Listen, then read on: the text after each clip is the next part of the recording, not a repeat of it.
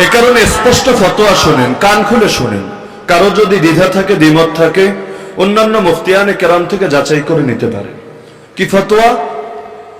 যারা নেতৃত্বের আসনে আসীন থাকবে, রাজনৈতিক নেতৃত্ব, অর্থনৈতিক নেতৃত্ব, বিচারাচারের নেতৃত্ব, যত লাইনের নেতৃত্ব হতে পারে, তাদেরকে আলেম হতে হবে, অথবা এক নম্বর অপশন এটাই, তাদেরকে যেই বিষয়ে দায়িত্ব পালন করছে, দুনিয়ার সব বিষয়ের এরকম থাকা জরুরি না, যেই বিষয়ে দায়িত্ব পালনের ভার তার কাছে দেওয়া হয়েছে, এই বিষয়ে সে আলেম হতে হবে, অথবা বিকল্প অপশন ওলামায়ে কেরামকে দিয়ে তার এমন একটা পরিষদ গঠন করতে হবে যাদের থেকে ফতোয়া নিয়ে নিয়ে, মশওয়ারা নিয়ে নিয়ে সে তার দায়িত্ব পালন করবে। যদি দুইটার কোনোটাই না হয়, নিজেও আলেম না, আবার আলেমদের থেকে ফতোয়া নিয়েও কাজ করে না, তাহলে নিঃসন্দেহে তার জন্য এই পদ হারাম হবে। এটাই ফতোয়া। দ্বিমতের কোনো অপশন নাই, দ্বিমতের কোনো সুযোগ নাই। তো এখন হয়তো নিজে আলেম হবে, না হলে আলেমদের বোর্ড থেকে ফতোয়া নিতে হবে। কিন্তু যদি এমন হয় আলেমদের থেকে ফতোয়া নিবে না, উল্টো ফতোয়া দিতে গেলে ধরে ধরে সাইজ করে দিবে, এর চাইতে বড় হাস্যকর বিষয় কি হতে পারে?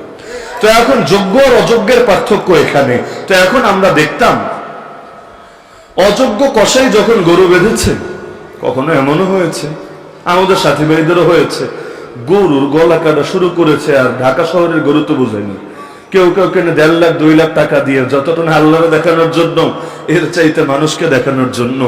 এখন এই বিশাল বিশাল সাইজের গরু মাঝামাঝি যাওয়ার পর ফাল মাইরা যদি ওইটা দাঁড়ায় যায়, যার হাতে ছুরি আছে ওর অবস্থাটাও কেমন হয়।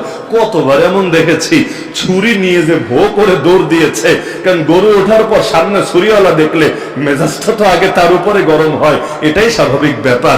আর এই মাঝামাঝি অবস্থায় এখন না পারছে বাকি গলা কাটতে, না পারছে নিজের প্রাণ বাঁচাতে, বড় মুশকিল হালত। তো সবসময় দৌড়ানি খাওয়া লাগে না, কিন্তু গরু উঠে যাওয়া এটা কমন একটা সমস্যা। তো আমরা দেখতাম দুই হালত। যদি যে হুজুরটা জবাই করতে গিয়েছে একটু শান্তশিষ্ট হয়, আছে না অনেক হুজুর একেবারে শান্তশিষ্ট ভদ্র মানুষ, দুনিয়ার লোকে যা বলুক না বলুক এগুলা সে কোনো জবাব দিতে পারে না, তাহলে কাম হয়েছে। কসাইরা এমন জঘন্য গালিগালা শুরু করে, সব দোষটা পায় হুজুরের কাঁধে। তাদের জন্য কোনো দোষ নাই, তারা সম্পূর্ণ পবিত্র এবং পুত, তাদের কোনো দায়ী নাই। হুজুররা গালিগালা শুরু করে দেয়, কিন্তু হুজুর যদি চালাক হয়, আগে যদি ধমকটা তাদের দিতে পারে, ওই বেটা কসাই, কামটা কি করলি তুই, এটা কোনো কাম হইলো? আরে কে তোরা কসাই বানিয়েছে? ব্যাস 2টা 4টা ঝাড়ি দিয়ে দিলে আস্তে করে চুপ হয়ে যায়। এটা হলো দুনিয়ার সিস্টেম, ডু অর ডাই। হয়তো করবেন, না হলে মরবেন। হয়তো নিজেই আগ থেকে আগ বাড়িয়ে ঝাড়িটা তারা দিয়ে নেবেন, না হলে ফ্রি ফ্রি ঝাড়ি আপনার জন্য বরাদ্দ থাকবে। এখন দুনিয়ার হালতটা হয়েছে এমন, সারা দুনিয়ায় মারবে একদল, গালি খাবে আরেক দল। মারবে ইসরায়েল, জঙ্গি হবে ফিলিস্তিনের মাজলুমরা। মারবে আমেরিকা, জঙ্গি হবে আফগানিস্তানের মাজলুম জনতা। আরে গত 7 সপ্তাহে 13,000-এর বেশি মুসলমানকে ফিলিস্তিনের বুকে শহীদ করা হয়েছে, যার মধ্যে প্রায় 6,000 শুধুই শিশু। ভাবতে পারেন এই শিশুগুলো কোন জঙ্গি দলের সদস্য, টেরোরিজমের কোন কোন অ্যাক্টিভিটিসের সঙ্গে তারা জড়িত। আরে যারা দুনিয়াটাকে এখনো ভালো করে বুঝতে শিখলো না, চিনতে শিখলো না, কেউ কেউ এখনো বাবাকে বাবা, মাকে মা বলে ডাকার যোগ্যতাও হাসিল করলো না, তাদেরকে কিনা জঙ্গিবাদের নিকৃষ্ট ট্যাগ দিয়ে দুনিয়া থেকেই মেরে ফেলা হচ্ছে।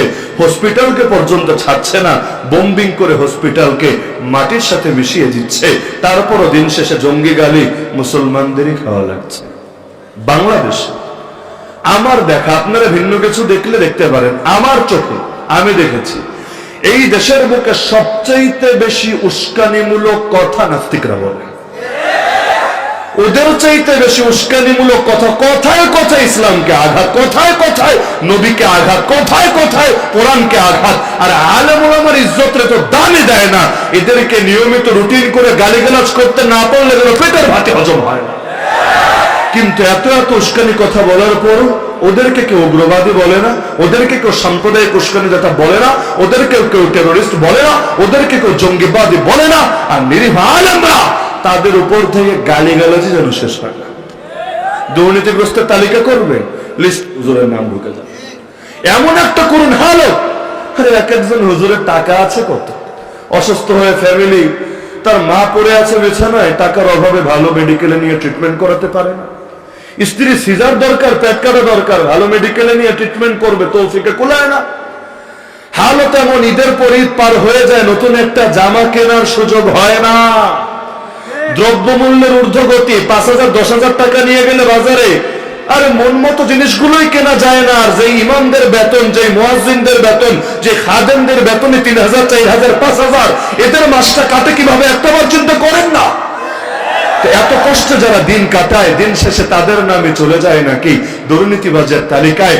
অথচ তারা কবে বেগমপাড়ায় ঘর কিনেছে, তারা কবে বিলিয়ন বিলিয়ন ডলার দেশ থেকে পাচার করেছে, অথচ